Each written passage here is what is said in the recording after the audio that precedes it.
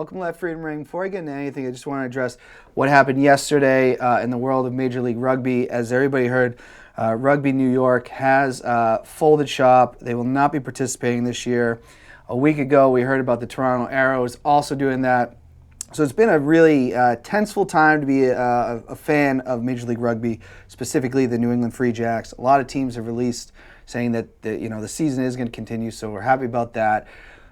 I'm sad to see New York go. I love the rivalry, and I know Bozo6, he's done a lot of trolling. I'm not going to troll. I'm just going to say I'm sorry for the fans and everybody that followed that team.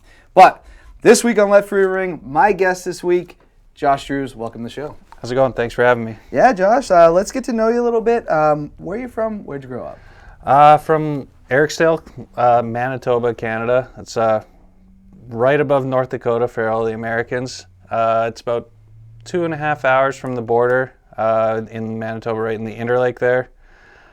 Canadian, enjoy all the sports that Canada has to offer, hockey, curling, and whatnot, and of course, baseball, softball. Awesome. Now, what's high school like in Canada? Is it any different, you think, than around here?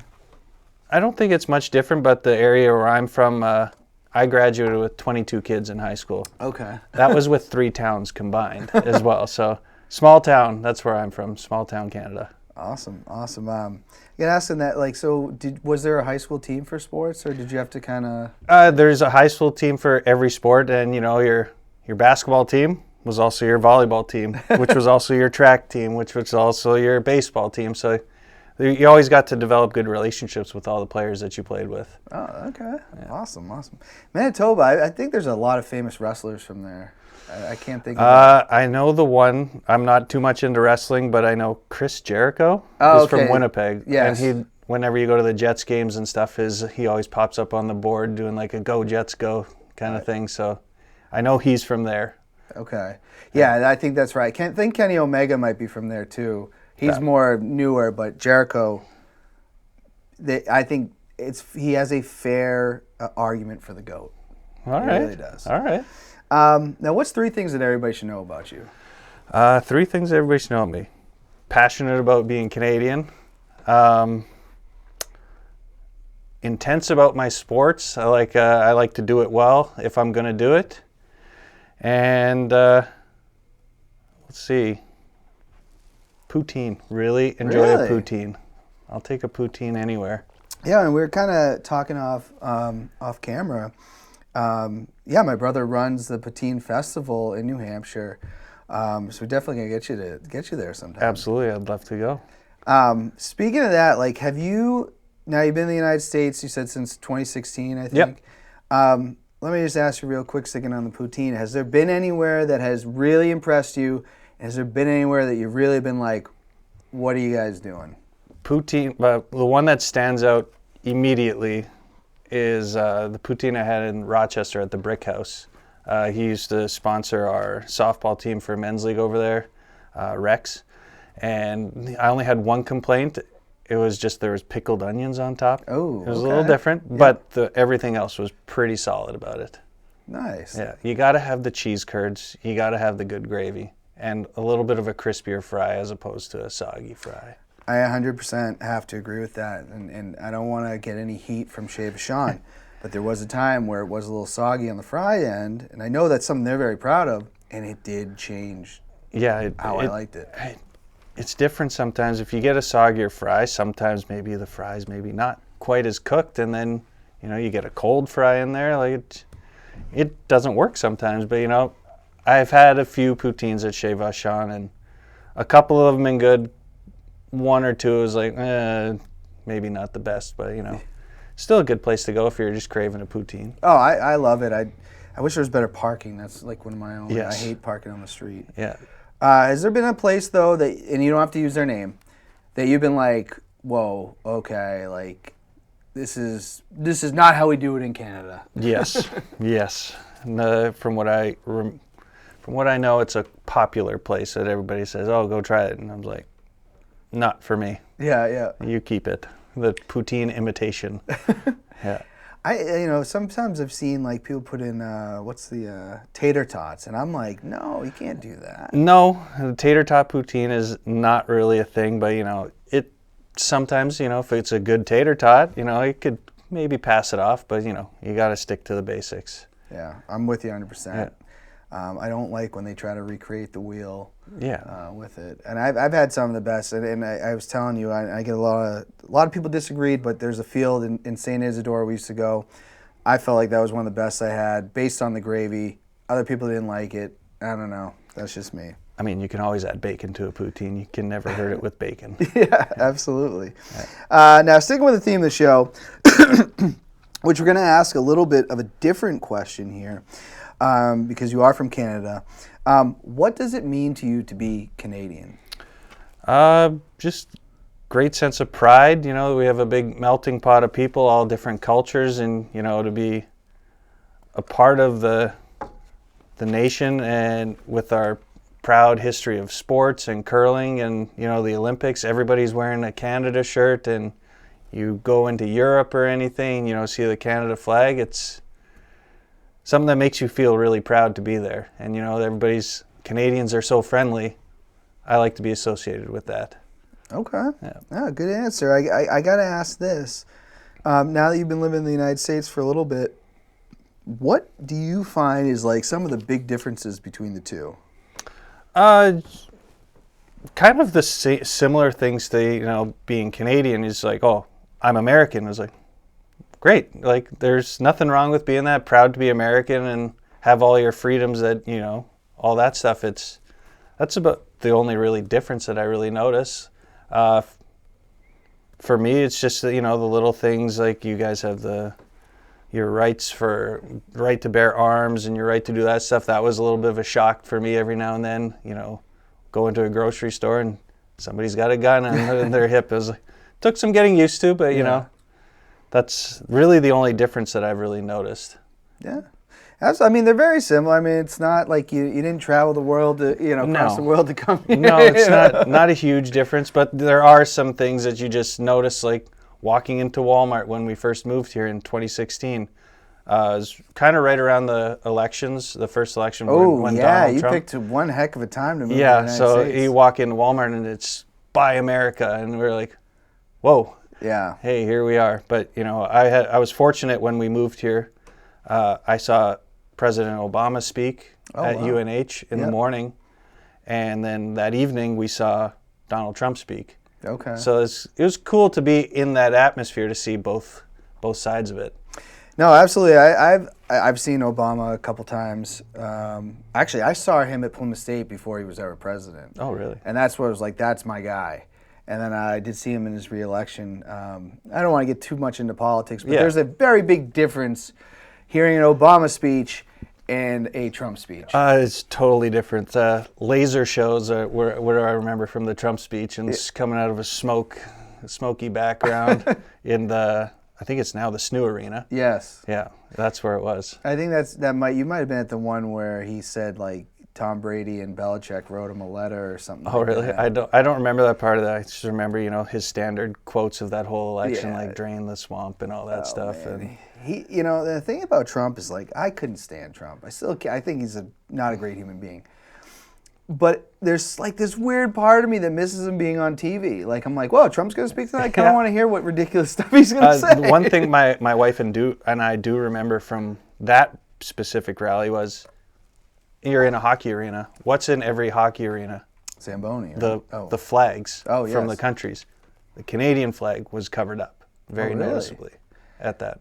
So I get it. It's an election, fine. But I was at like I said, the Obama rally. Or not Obama, it was Hillary, and Obama was speaking there. Nothing, the Canadian flag wasn't covered or anything. It was just two different sides to that. Well, Trump took office and he started butting heads with Trudeau like right away. I'm like, we never have any gripes with Trudeau. That actually, that slowed our immigration process down considerably. Yeah, the NAFTA visa and stuff. What a time to be alive. Yes, we never really had issues with Canada. Yeah. So. I do want to talk about this. I've been seeing this on TV for years. I couldn't even tell you the first Winter Olympics I ever did. or I saw it. And it's always been fascinating to people. Some people were pretty hyped up on Facebook when they saw this. Can you tell me real quickly before we get into like your experiences with it, but what is curling? Curling to me is a strategy-based game as much as it is physical. You're throwing actually I'll ask you a quick question about it. Is the rock, a curling rock, how much do you think that weighs? Oh, that's I'm gonna say. Do I want to go high? Or I'm looking at Justin, see if he can give me a hint. Let's say 30 pounds. They're 44 pounds. Oh, wow. So you're trying to throw a 44-pound rock down a 150-foot sheet of ice to within, I want to say inches, but there's a famous commercial in Canada's, I wish we had inches, because, you know, you want to be within millimeters of where you want to put the rock down at the other end of the ice, and you're trying to get closest to the house, middle with a button. Simplify it, basically a bullseye. You're trying to be closest to the middle and score your points. Okay. I got to ask this then, because this is where I'm curious. Again, I've seen this on TV so many times, but how did you get involved? Is this like something that everybody in Canada is like, I know people want to be hockey players. Yeah. I know people, you know, that's the big sport there, but is everybody, when you're a kid, like, I want to be a curler? I'm going to go with still they want to be hockey players. Okay. Fortunate enough, my dad's was a teacher. He's recently retired. He basically ran all the sports programs in the school. So we would always go to the school, and like he'd be in the gymnasium. We'd be shooting basketball hoops, shooting floor hockey stuff, and then come wintertime, there was an outdoor basketball court. He would actually make curling ice and do outdoor intramurals with the kids. So by the time, like when I was 3 years old, I was on this outdoor sheet of ice just throwing the rocks and trying to get there. So that's kind of how it started for me anyway. But for every other kid, at least in our area, that's how they started, was on the sheet of ice that my dad started, and then started after school programs at the big ice, and it just kind of snowballs from there. In the United States, every kid wants to play football or lacrosse. Every kid in Canada is doing hockey, and then also some form of curling. And so when they're that young. Is it it's 2-on-2 or 1-on-1? It's 4-on-4. 4-on-4, okay. There is a new discipline that's starting to gain a little more traction, doubles, 2-on-2. I think it's been in the Olympics twice now. Okay. Yeah. Wow. Yeah. So that's pretty fascinating, because like I didn't know what it was probably until I want to say I was in college. Maybe I'd heard of it, and started to notice like the winter games. What levels have you played at? So in Manitoba, you play on what's called on the Manitoba Curling Tour, which some of the events are World Curling Tour events where some teams from across the world come play. So I guess technicality speaking, I played on the World Curling Tour for some level. Really? Yeah. So like just traveling across Canada, or did you go to other places? Traveling across Canada, I've been to the States a couple of times, just playing. When I was playing with my team in Canada, I think we got up to 80th in the world for a ranking. Really? Okay. And then I left then the next year, sons of bitches, they ended up getting, I think, 22nd in the world at some point. Really? They ended up qualifying for the pre-Olympic trials to make it to the big event. So, wow, that's pretty. So they're pretty close. Yeah, it's very close in Canada. You start with basically a team you play with in junior. You get to know everybody, and then it's, hey, you want to play with me? You want to play with me? And all those teams and relationships form at that point. Now, in the picture that we used for the show, was that a curling trophy you had? That was a curling trophy in Belfast, Maine. Okay. My wife and I won with the help of Monica Walker, who was a former U.S. Team member, and Jeff Marchand out of the Merrimack Valley Curling Club. Oh, okay. We went to, it's called the Maniac in Belfast, Maine, and my wife walks in and slaps my arm right away and goes, "Is that the trophy? I won it." So we were fortunate to win it last year, and this year, unfortunately, we lost in the final. Okay. So, but it was pretty cool to go down there, and it's a great event to go to. Now, I got to ask this, like, where have you seen, like, the best, what provinces do you think have, like, the best curlers? Like, is there any areas that are, like, better than... Manitoba, actually, where we're from, it's incredible. At least when I was playing, we had 3 of the top 10 teams in the world were based in Manitoba. So, we'd play in all our big tournaments, and then all 3 of these teams here we're all, who's playing for 4th? Like, yeah.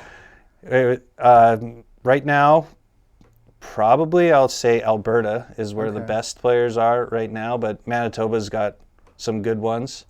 Probably the most consistent group, I'll say, is Manitoba.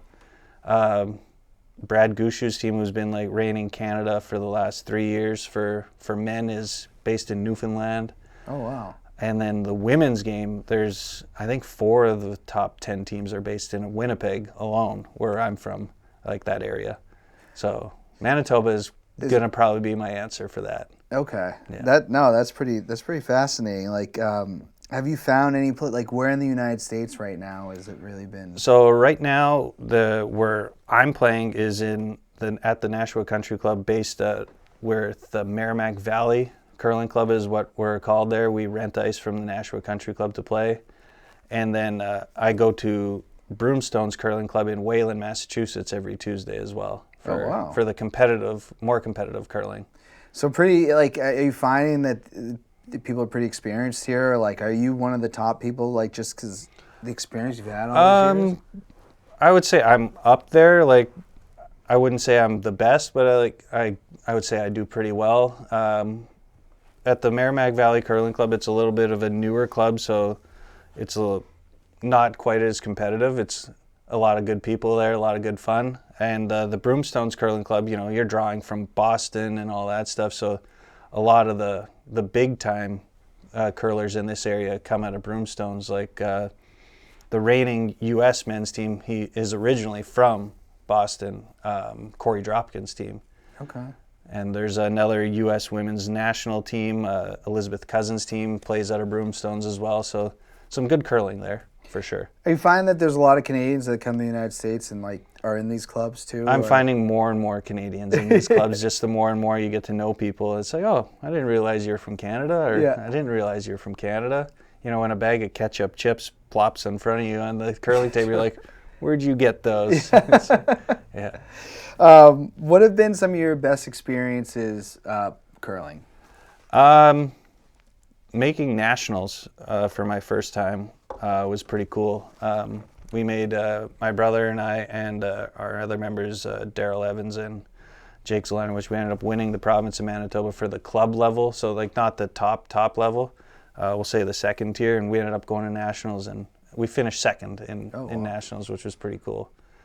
And, of course, this past January, I got to play with both my brothers, Tyler and Nick, and my brother Tyler's wife, Hillary. We ended up finishing 3rd out of 256 teams at a big tournament in Winnipeg. That was pretty cool as well.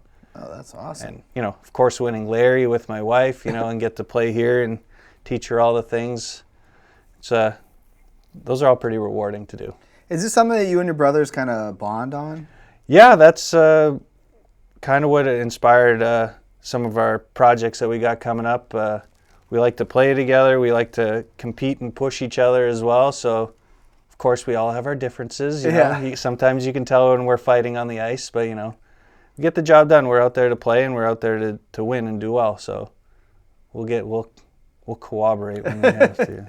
Nice. That's always good to hear. I mean, that's kind of how, me and Bobby are the only two that still play softball, but baseball was always, a family ordeal. Do you think that curling can grow in the United States? Of course it can grow. More and more people that you can bring into a sport, the better it's going to get. The one thing that Canada and the United States have totally different is I was in a small town in Canada, and I told you I graduated with 22 kids from 3 towns. Each one of those towns had its own curling club as well. So every small town has its own curling club and a hockey rink. That's not really a thing here. Nashua has a curling facility, and then the next closest dedicated ice one is in Boston. Now you got how many million people in this range? Yeah. There's not that many people in Canada. We still have all the curling ice. Yeah, I think that's a tough thing. I mean, as we're finding, like, and like as a big fan of like MLR, sometimes these sports that we all love, it's hard to get them growing across the country. Yeah, without the facilities, it's hard to grow. Like you can only do so much with what you have. Yeah. No, I totally get that. Now I want to ask, we kind of controversial here, because I said in the question that I sent to you was, tell us about your podcast. Not a podcast, just like Let Freedom Ring. A lot of people say this show is a podcast. It is not. Podcast is not a universal term for any type of show.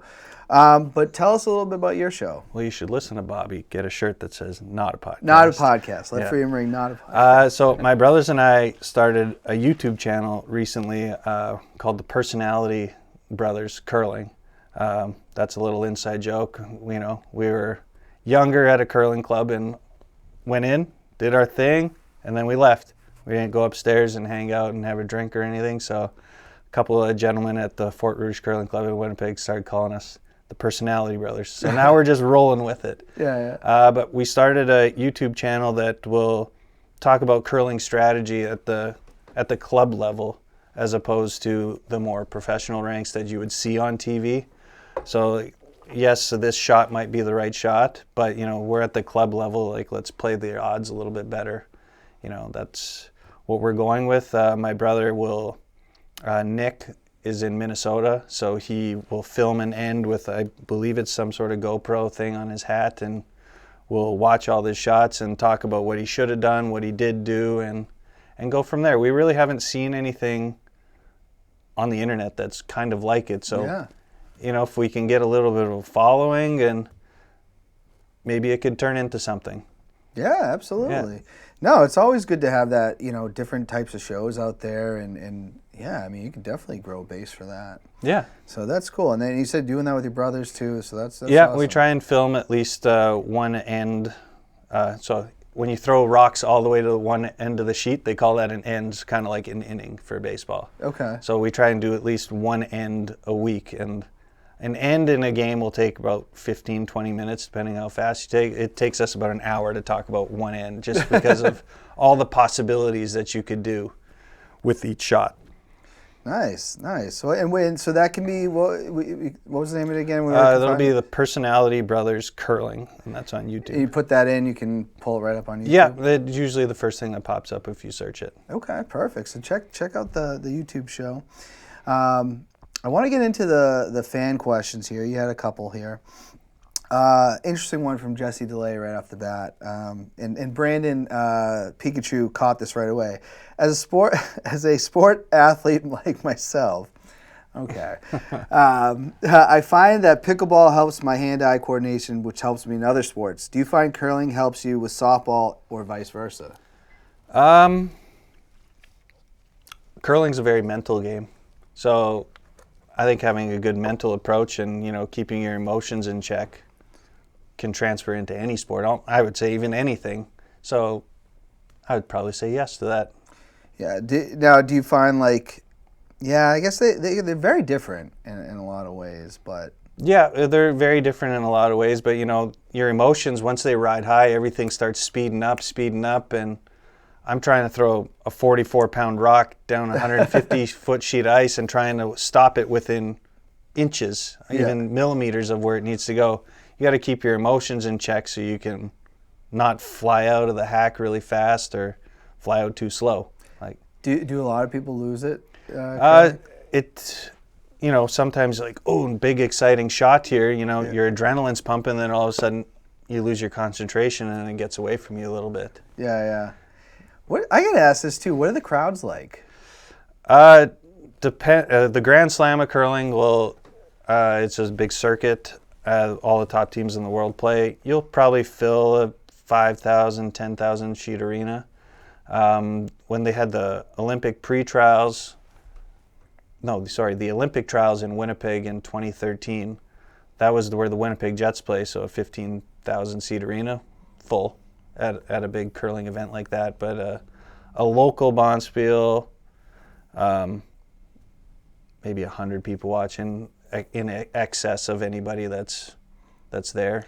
It's very much like Okay, so say you go to a rugby match, football game or something, crowd's loud. Is this more like a golfing crowd, would you say? So you're on the ice. Okay. There's no stands outside Okay. on the arena. Like they're behind a sheet of glass. So it's maybe sometimes you'll hear, the rowdier people bang on the glass, and Yeah, then yeah. you'll see everybody just stare and look. But probably a more conservative crowd, like a golf crowd, Okay. I would say.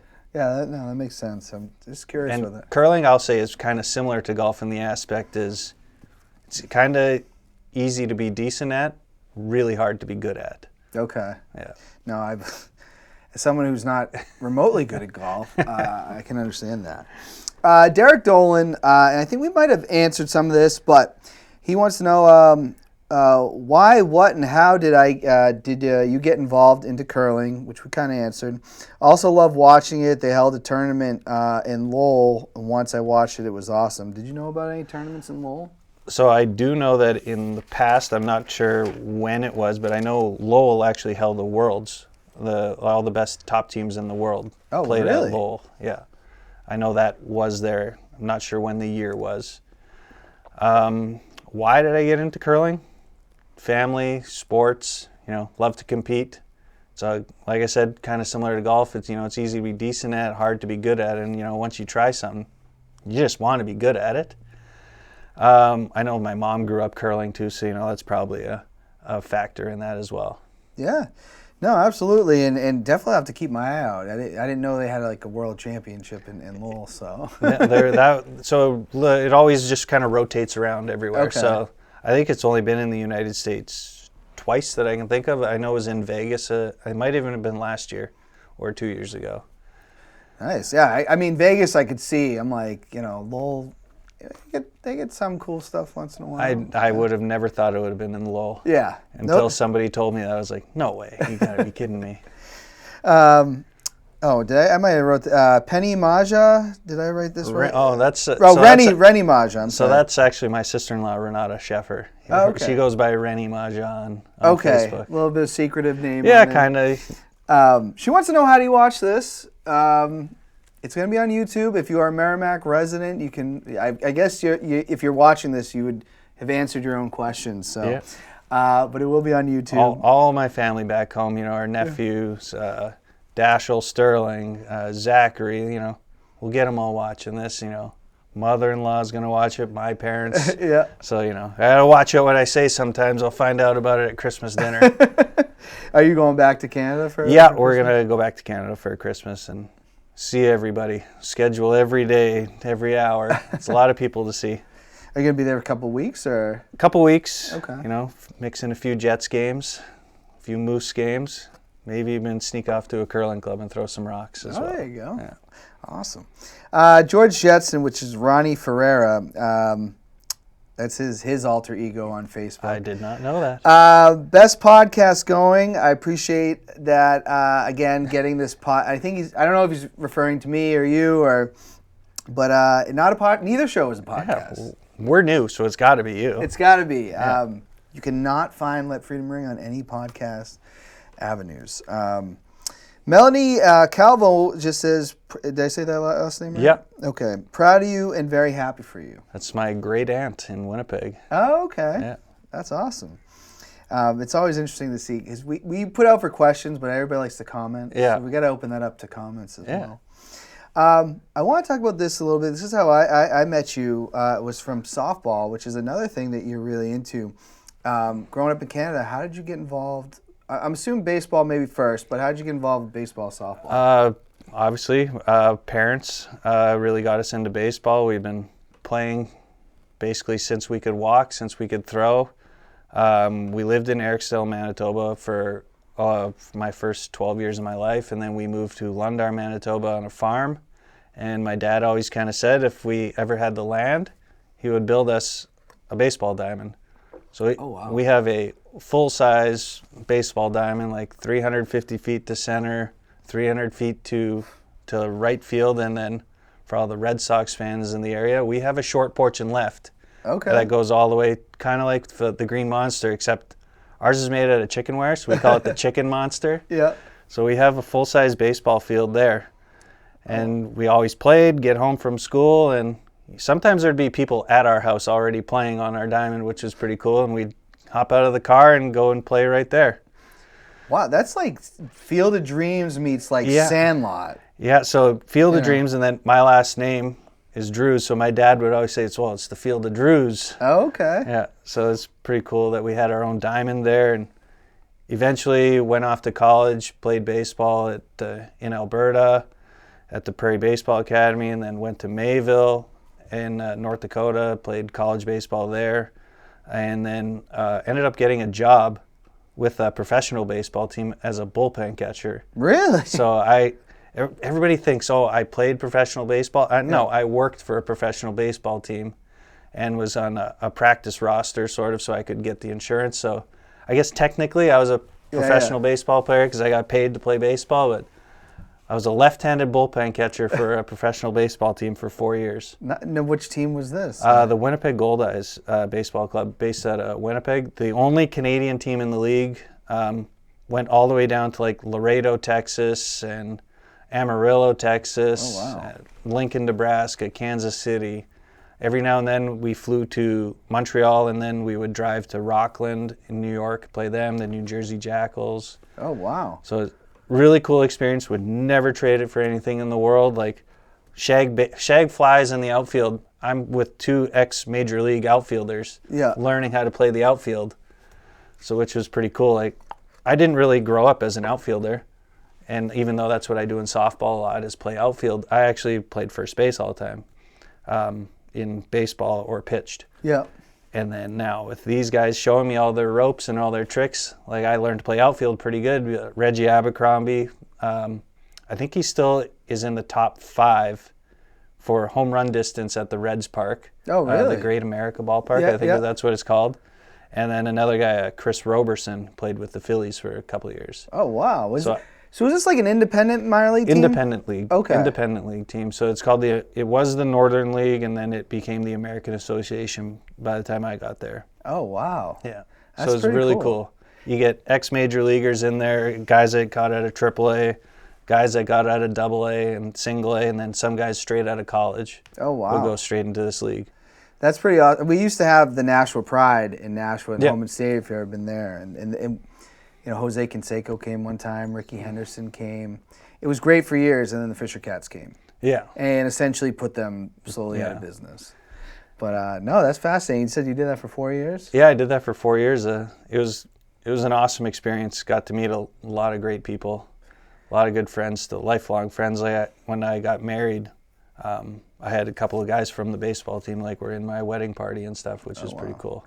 I got to ask, how was the uniforms? Because I always love minor league hats, minor league uniforms. They have a pretty cool logo. I thought ours was pretty cool. They recently have just rebranded and changed it. I'm not a huge fan of it because everybody's kind of going to the more simplistic things, but we had an Angry Fish logo. It was pretty cool. It was pretty awesome. I love minor league hats. Yeah. Have you been to Cooperstown? Oh, yeah. You go to Mickey's place, and like every hat you could ever imagine. I remember as a kid being like, and I bought like a Benoit Snappers hat. Oh, yeah. And and I got an Everett Aqua Sox hat. I just love the minor league hats. I still do like minor league hats. You know? I really like the chicken tenders hat, so Yes. I definitely have a Buffalo on, the Buffalo chicken tenders. And shout out to Nick, the head of the studio. He is the one that made Manchester the chicken tender capital of the world. Really? So There shout out you to go. Nick. He did attack me on the show one time, but we made amends and everything. But I gotta ask this: is there any major differences between like softball leagues in the States and Canada? The only difference I've really noticed is I had no clue what U-Trip was before I moved here. Everything was ASA. Okay. ASA where I was. Just the 6 to 12 foot arc. Other than that, it was nothing really different. Yeah, because for years when we used to go to St. Isidore, and I think there's like Labor Day rules, because we got to Canada, and the first time I played there, I was like, what? There's no tagging up. You can't score. You can only score 5 runs per inning. I thought that was a Canada thing, but I don't think that's because they do it in Canaan too. I think that's a pretty local thing. Okay. Yeah, the Canaan rules. I went once with the Narwhals. Went there once, won it. Never going back, anybody. Don't ask me. You didn't like it? No, it's just not my cup of tea, Yeah. I'd rather stick with the more traditional softball, and and stuff like that. I play enough as it is. Yeah, You yeah. know, a weekend off here and there, it's not. So essentially, because I mean, like and then I realized I think it's like Labor Day, and I don't know about other places, but like Canaan and St. Isidore are only like half hour from apart. So I don't know if they're just running their tournaments very soon. Could be a similar thing like that. Very, very different game, but Yeah, I do know like that the Canadian Nationals now, I believe you have to wear helmets really, for hitting. Like it's not obviously for hitting. It's for when they're running the bases. I think that's a mandatory thing now in Canada. I think could see somebody that. got hit in the head, and I honestly don't see why more people don't wear it. I've considered wearing one myself. It's funny you say that because earlier this year I was playing in Nashville Men's, and a throw came from the outfield and whizzed by my face. Oof. And I was like, and it was a guy had, I think he was like 22, so he's still got a pretty good arm. So his arm's still intact. Yeah, and I went, wow.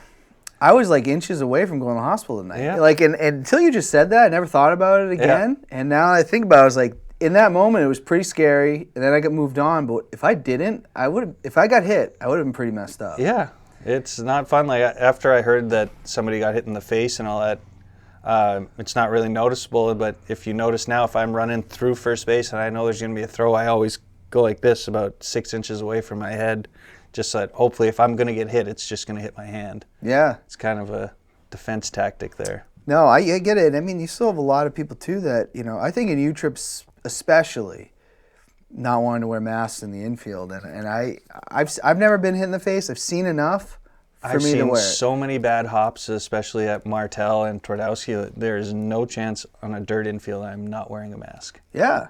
Because I don't want to have to turn away. I'd rather, because I did the catching job for 4 years, I could give two shits if a ball hit 100 miles an hour hits me. Like I've been hit by 95 mile an hour baseball, so I'll square up like a catcher and make sure it stays in front of me. Yeah, I'm saying, and I've noticed though a lot of people that don't wear the mask. It's like they're doing that a lot. Yeah. I'm like, you could just wear it, and you don't even really notice it when you're playing. I don't like not wearing it now. Yeah. So when we play the squish ball, I don't wear it because I'm like, no one's wearing a mask. I don't want to feel it. But like, it feels like a piece of me in the field now. Yeah.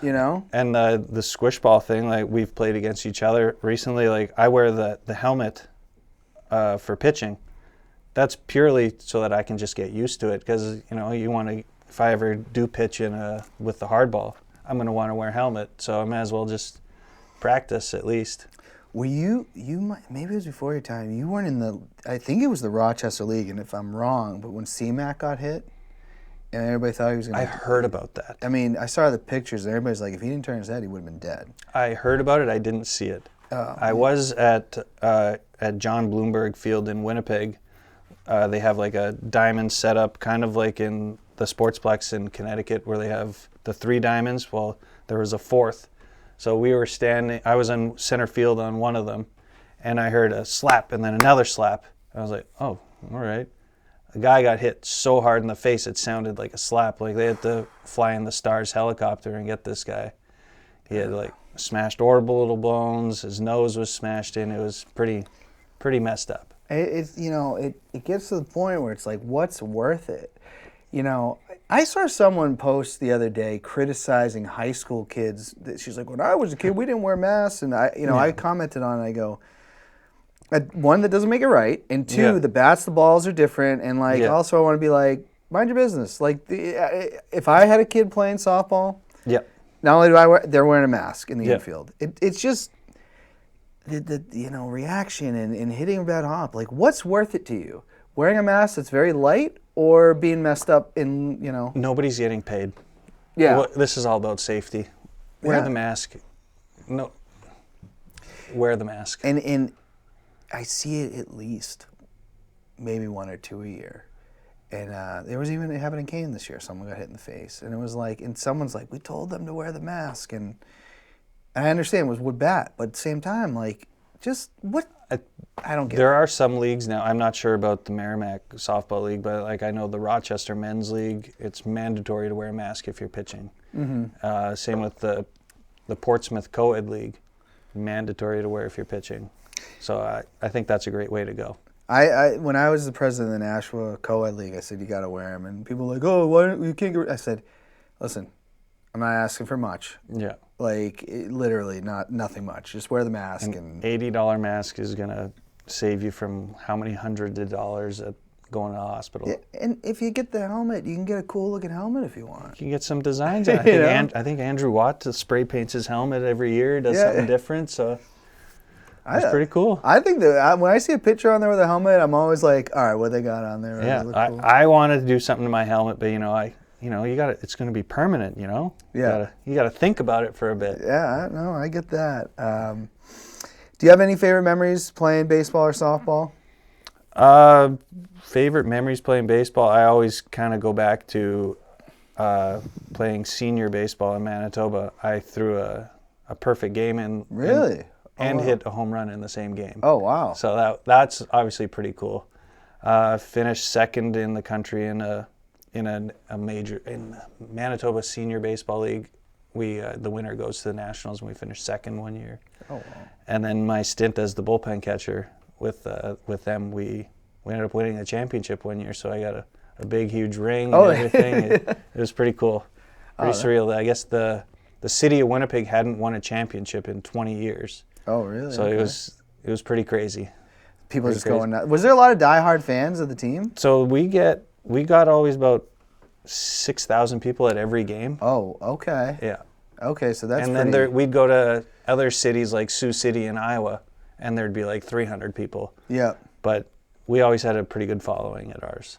Yeah, I think it's tough depending on like what the towns have. Like, you Yeah. know, if you don't have, because there's not a lot of minor league teams like MLB affiliated in Canada. If there is, any. There used to be. I don't think there are anymore. Okay, so really, if you're like the baseball team in that area, like you're the only game in town. Yeah, actually, Vancouver is, but Vancouver's way on the west coast. Yeah. Vancouver Canadians are the Blue Jays single A team. Okay. Yeah. I mean, I love having their double A team here. You know. When my wife and I found out we were moving to Manchester, I was like, all right, what's kind of cool around here? Like, I know Fenway Park's close. And then we saw, Manchester Fisher Cats or New Hampshire Fisher Cats. And we're like, cool. And then you look it up, it was like Blue Jays double A team. All right, here we go. It's going to be 20 years next year. And I heard they've been they here. just were sold too recently. They They're were staying just put. sold, but they're staying here. Okay. The same group just bought the Woo Sox as well. Oh, really? Yeah. Interesting. Yeah. I mean, it's there's been a lot of great things that have happened since I've been here.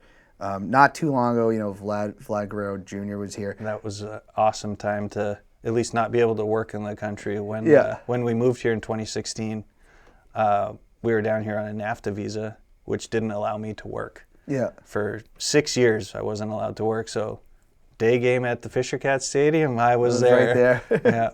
That was a heck of a year, and you know they won it. But also Tim Tebow was in the league that year. I went to all We the games saw he played. him. He is a large human. Yeah. It's like, what is this huge guy playing baseball? But when he connected, man, that thing went. Yeah, it was good for him. I didn't think he was ever going to go to the pros, but like, you know, why not? I kind of had a thought that maybe he would, based just on his name, get like get a cup of tea Big in pop, the yeah. You know, sell some tickets. 100% would have sold a lot of tickets if he had made it there. He just couldn't get consistent at it. Yeah, I wish that he would. You know, and he's getting older now, but I want him to play for USA. I want him to try out for USA Rugby, see if because I think he could be a phenomenal rugby player. He ran the ball well, at least when he played football. Yeah, I mean, but he never. And then they actually I think they reached out to him and he declined or whatever. But making more money being a broadcaster. Now yeah, anyway. he's got a pretty good gig. I want to do some top fives. Do you have any top 5 favorite movies? I thought of this on the way. So I kind of went with, if it's on TV, I'm never going to switch it off. So the Major League movies, any of them, yes. I'll watch any of them. Even the third one, people don't like it, but I won't change it. Back to the Future, all of those. Yep. My wife knows I'm a kid at heart. Toy Story, I'll always watch all the Toy Story movies. I was talking about, I think Austin Powers, I would always watch Austin Powers. And probably the American Pie series. Okay, I like all those. At least like the first 4. They kind of. I didn't get into the straight to DVD ones. No, I saw a couple of them, and You got to have some of the original cast. yeah. I love Back to the Future. Major League, and it's funny because I always make the joke at the field, and some people get it and some don't. Where I go, when the catcher throws it past the pitcher, in a softball game, I go, shades of Major League too. And like when someone gets it, This Rube Baker is I'm going to send you to Omaha. I don't even live in Omaha. Going to the Major League, my social sports, my wife and I always put a softball team in. Every single one of our team's names changes for every session. It is based off of a line or something from Major League. Oh, really? Every single time. I like that a lot. Yeah. The first one is that's in like because I did 100. Let Freedom Ring's 100 favorite movies, and I forget where it fell, but I was like, I think a lot of times with these movies, like the rewatchability. Like every spring, I can watch Major League. I'm like, oh, it's baseball season. Let's put on Major League, and Yeah. Bull Durham's another one too. I absolutely love. Bull Durham is a good one too. So with that baseball team that I worked for, the Winnipeg Goldeyes, the manager Rick Forney was actually in Major League 2. Really? Yeah, he's the pitcher when Willie Mays, hands in his chains and says, "Let me run for him." Yeah. He's the pitcher that's pitching. Oh wow. Yeah, that's awesome. Which is pretty cool. Yeah, those are just great. Oh yeah, because they get Omar Epps. Was he? Yeah. Yeah. Cause He took over from Wesley Snipes. Yeah, which is like what a trade-off. But Yeah. Wesley Snipes became a huge star for a while. Yeah. Then he didn't pay his taxes and I think he went to jail. Who are your top 5? Who would you say are the top 5 Canadians? Like anybody in Canada. When you think of Canada, you're thinking of them. Let's earn some brownie points here. My wife Oh. will be on this list. I was trying to think of this. Most of the Canadians I would think of right away are athletes. Okay. And I know that kind of blends in with another question, but we'll throw in Ryan Reynolds in there. Ooh, yes. That Welcome to Wrexham show too, and I think he's just hilarious. I was watching everywhere yeah. else as well. Yeah. Pretty funny guy. Really enjoy him. And then we'll go with other athletes as well. Christine Sinclair for women's soccer, what she's done is incredible. Wayne Gretzky, obviously. Connor McDavid, Sidney Crosby. We got tennis players, Brianna Andreescu, Shapovalov, anything sports-wise, I'll watch it. Oh, absolutely. So I know all the athletes for Canada anyway. Yeah, there's been a lot of great Canadian wrestlers too. That we get. You'll have to educate me on those. Obviously Bret the Hitman Hart. From Calgary, yeah. Chris Jericho, obviously. Yeah. Edge. I don't know if you're Adam Copeland. Never heard of Edge. Very big star. His tag team partner Christian, another big one. A name that we don't really say on the show anymore. That's censored by WWE, but for his actual career, Chris Benoit. I don't know if you were aware. I've heard of him. So Chris Benoit, the big tragedy there. So he's censored from the wrestling world for eternity. But there's been so many. I guess another great Canadian athlete I used to watch UFC all the time was GSP. Oh, okay. George St. Pierre. Yeah. So I remember watching him a lot. Yeah. Who are some Canadian? Why can't I think of anybody Canadian baseball like that have been? I'm gonna say this one too. Even though he still plays for the Dominican Republic, Vladimir Guerrero Jr. is Canadian. Is he really? He was born in Montreal. Okay. And his dad played for the Expos. So Vladdy, please play for Canada. That would be Freddie Freeman, Canadian. Soroka for the Braves, Canadian. Trying to think of other major leaguers from that played on Canada. Just blanking right now. Oh, O'Neill for the Cardinals. Oh, okay. I think he hits third for them usually. Yeah. I'm trying to think of I know there's more Canadian. I just can't think. Yeah, of them right now. there's more. The New England Free Jacks have a ton of Canadian rugby players. Doesn't surprise me. And they're a lot of the players we need to be the champions that the Free Jacks are. Yeah, you get the big lumberjack guys. Yeah. I do want to get into my favorite segment of the show, which is blank versus blank. You got to pick one, and you got to tell me why. I'm going to give you 2 different things. All right. I'm going to say poutine, but my brother always makes his. Have you ever had gratin? Don't even know what it is. Don't even know what it is. See, I think that's more French Canada thing. Could be. Winnipeg is, so I'm an hour and a half north of Winnipeg, but Winnipeg, the major city, has the largest French population outside of Quebec. Okay. There, so maybe would have run into it, but it doesn't sound familiar. Fair enough. So I think you choose poutine. I want to ask this real quick, though. When I do go to Quebec, I do notice I do not see a lot of the maple leaf flag. Quebec tried to separate. I know they from want to be Canada. separate, but like, Yeah. do you ever like? Because I try to explain to some people, like, there is a difference between French Canada and the rest of Canada, really. 100%. You know. Big difference. A lot of what I get, it's not, I don't know if the right word's disrespectful, but if you're English Canadian, you are treated differently for not knowing French, but if you're American and you go to Quebec, you are treated so much better. When they see my last name, they love me. Yeah, well, how do you pronounce it? Voliere. Yeah, exactly. That's how I always say that. Like Sam Cloutier, everybody says Cloutier. I always call it Cloutier because that's how it's written. Yeah. Yeah, to be honest, like anywhere, my name is really only ever pronounced right the first time by people from Canada. And there was a famous guy in Nashville where I grew up, not too far from here, but Chick Bolio. That's like, oh, you related to Chick Bolio? I go, nope, and he says his name wrong too. It's Beaulieu. But so.